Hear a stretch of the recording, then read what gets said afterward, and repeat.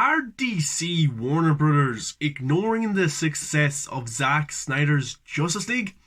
It would look like it. Now, at the moment, critics, general audiences, fans, us guys, we all love the Snyder Cut. It trended big, got huge praise, critic score is very high, unusual for a Zack Snyder movie, and Zack Snyder's Justice League is kinda everything that DC wanted from 2016 onwards.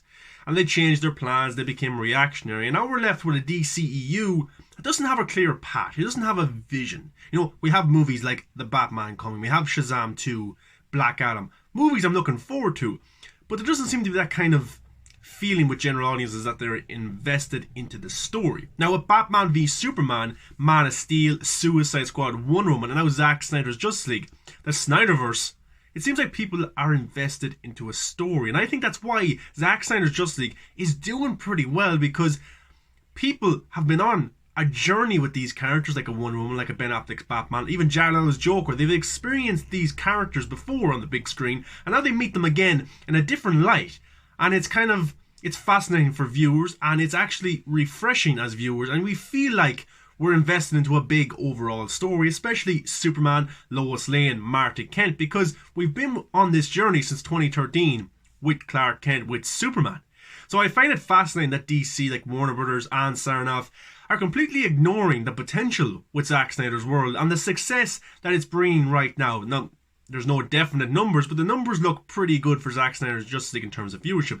And just go online, it's the talk of the town. People are raving about Zack Snyder's Justice League. You got celebrities posting about it. You know, it's really a good time to be a Zack Snyder fan. And you would think that the right thing to do would be greenlit sequels or spin-offs, or do something in the expansion of this world for HBO Max or even DC, you know, to do something, because they've preached multiverse for so long, going back to DC fandom.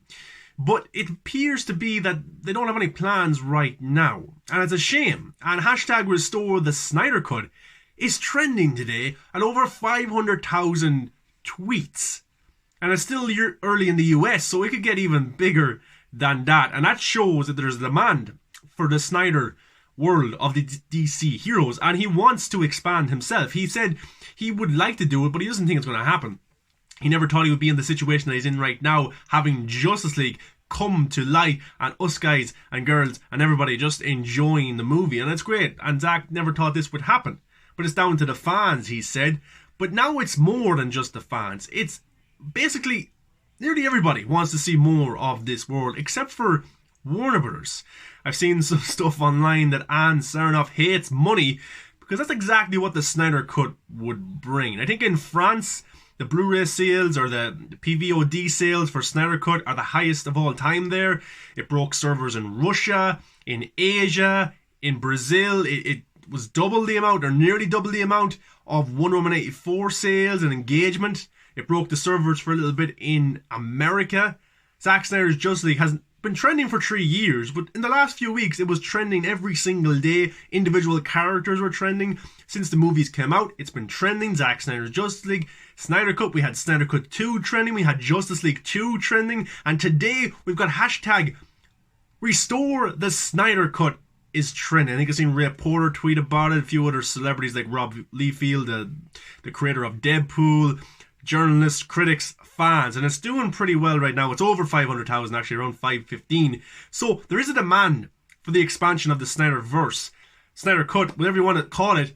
We want to see more of these characters in this world, because Zack Snyder's Justice League perfectly set up not only sequels, Justice League 2 and Justice League 3, but spin-offs, Deathstroke, Batman, maybe Jared Leto's Joker, Cyborg, you know, more stories, Amazonians versus the Atlanteans. I'd love to see that. You know, there's so much backstory, why Steppenwolf turned on Darkseid, you know, the whole history there. Zack Snyder set up so much stuff in Zack Snyder's Justice League that it would be ridiculous not to expand on this and to do something more. Now, my good friend Soups Batsy had a graph or a chart last year, and he says, my quick map of the DC multiverse. Now, I've been preaching the multiverse for a long time on this channel, and I've said that the multiverse is a great thing to have, but it looks like the DC is using the multiverse just to throw shit at a wall and to see exactly what sticks. But the multiverse, yes, it's an easy option to get out of some things, but it's also a very interesting option, because you can get fascinating stories like Todd Phillips' Joker movie that cracked $1 billion, made Oscar, you know, got a lot of Oscars for those guys as well. to be its own contained thing. It doesn't have to relate or connect to anything whatsoever. Matt Reeves, the Batman, he's probably going to try and do a trilogy there. It's his own world, he's doing his own thing. But then you have the DCEU, the larger one, where you have your Wonder Woman 84, your Aquaman 2, your Shazam, your Black Adam, stuff that contained universe right there. You got the CW, but look at this graph right here. I think it's actually pretty fascinating. This is something that DC should definitely go in the direction of, because there's something for everybody. You're catering for everyone. Now, Ann Sarnoff said that she wanted to be diverse. She wanted a diverse cast, creators, working together to create interesting stories and hopefully develop a new fan base or reach a new fan base.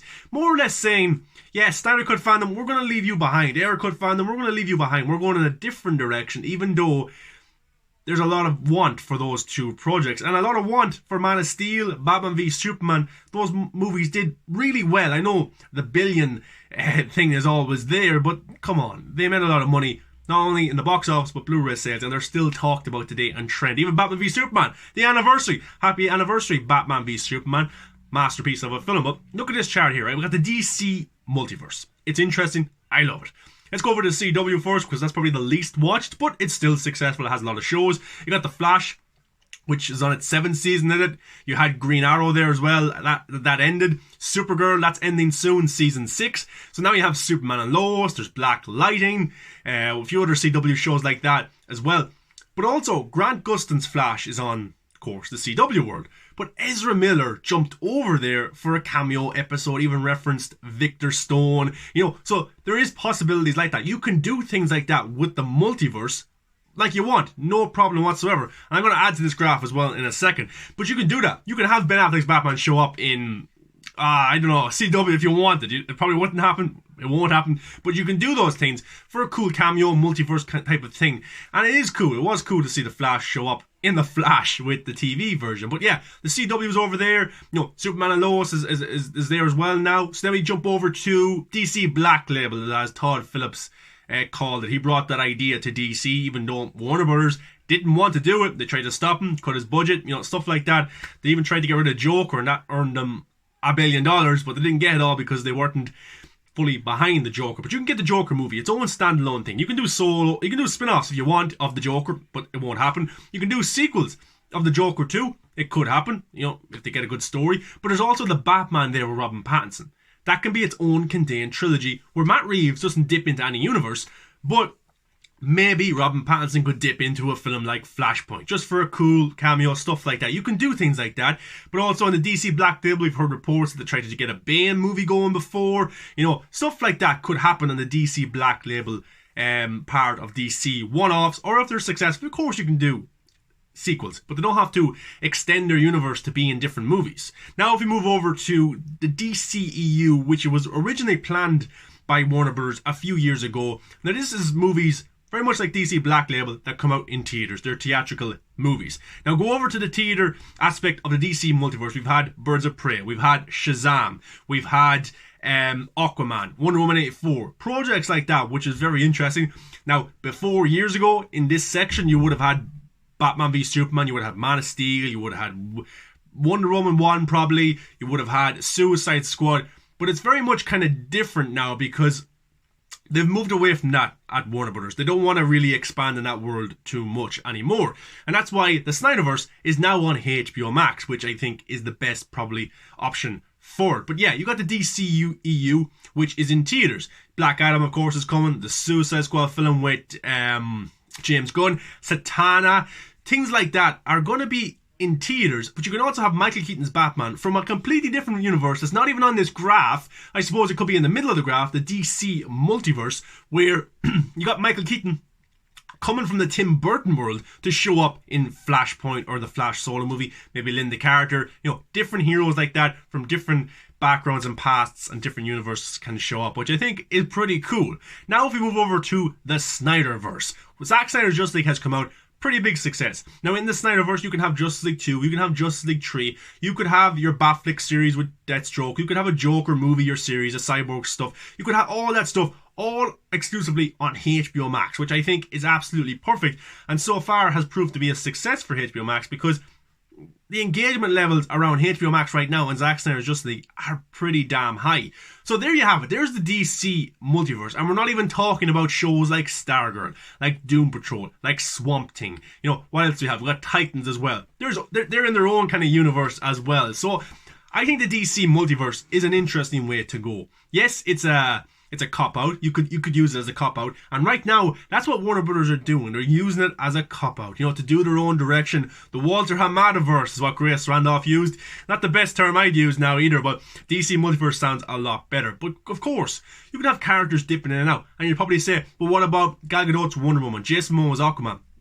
Look, they can still have their movies in theaters, and it does not have to relate one bit to the Snyderverse. You don't have to reference anything that happened in Zack Snyder's Justice League, or 2, or 3. You don't have to. It's the same actor playing the same character, but maybe in a different universe, or a different story. And you don't have to reference things. You don't have to reference every single thing. I think it's perfect to do that, because the audiences are invested into these characters like Gal Gadot, Wonder Woman, and just want to see her go on an interesting journey. Jason Momoa, Flash, even though they have their own solo movies that will come out in the DCEU that Walter Hamada is creating on the big screen, it doesn't necessarily have to reference what happened in Batman v Superman or Man of Steel or Justice League 1. It just is telling its own interesting story on the big screen with its sequels, and it can take what it wants from the Snyderverse or other movies. It doesn't necessarily have to stay in a box when it's trying to tell a story.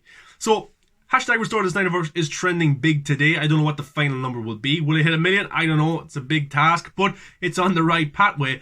I just think it's very ignorant from DC, from Warner Brothers, from Ann Sarnoff, Toby Emmerich, Walter Hamada to completely ignore the success of Zack Snyder's Justice League right now and saying, forget about the air cut. No, we're going a different direction. Forget about the Snyderverse. We're going in this direction with interesting, diverse characters and writers and directors and all that kind of stuff. Well, Zack Snyder was doing the exact same thing with his universe. You know, like the Flash original director was, you know, different backgrounds, different people involved.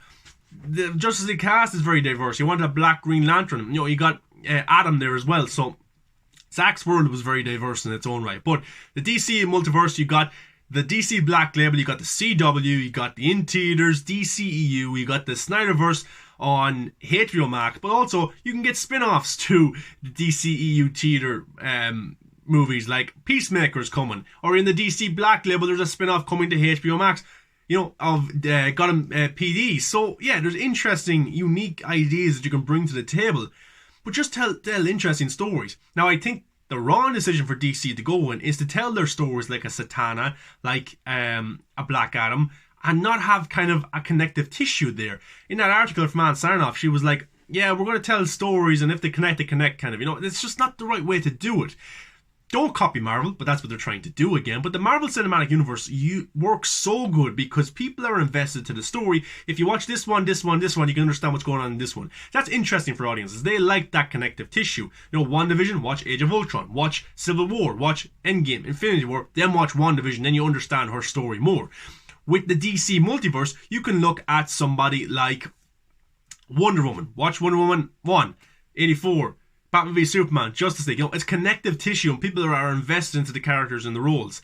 But it's interesting to see what's going to go down.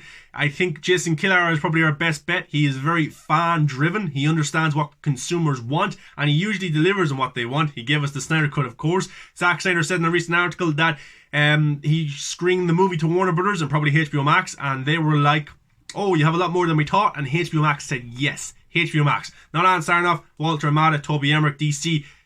HBO Max said yes. So hopefully HBO Max can say yes to hashtag restore the Snyderverse, because I think with this graph right here, this is the right way to go. You don't lose your audience. You don't piss off your audience. You cater to a lot of different people. And the last thing DC want to do is what Lucasfilm did to their Star Wars fan base, is piss them off, ratings go down, box office gradually comes down as well, and people lose interest. And then it takes someone like a Jon Favreau to come in and actually save the franchise in Disney's hands right now. So Zack Snyder could be the one who saves the franchise in DC hands right now, because he's created hype. That's something that DC have not had for a long time. And it's probably the most talked about biggest movie since maybe Batman v Superman, Joker, the Dark Knight trilogy. So let's see how this goes. But hashtag restore the Snyderverse is probably the best possibility for any of this to happen. But let's see. let's see how it goes. I'm not giving in yet. I am delighted we got to see Zack Snyder's Justice League. I love the movie. I think it's great. And I'm happy that we got it, at least got that. And we won that aspect of it where we #release the Snyder Cut worked. But I just think it's ignorant of DC to completely ignore the success of Zack Snyder's Justice League. If Justice League was a failure, then okay, I can understand where they're coming from. But it doesn't look like a failure. But let's see how it goes. And I want to watch all DC content. But I want DC and Warner Brothers to be fair to their creators and their actors and to their fans. Will they do that? Let's see. But guys, let me know your thoughts on this DC multiverse.